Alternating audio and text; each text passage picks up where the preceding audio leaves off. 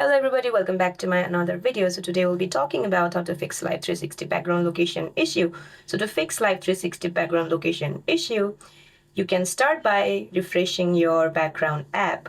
So to do that, what you're gonna have to do is go to your iPhone settings and then go to your search bar, search for Life360.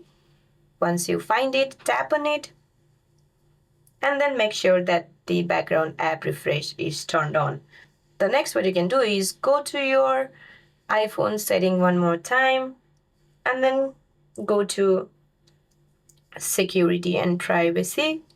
Now once you go to privacy and security, so go to location services.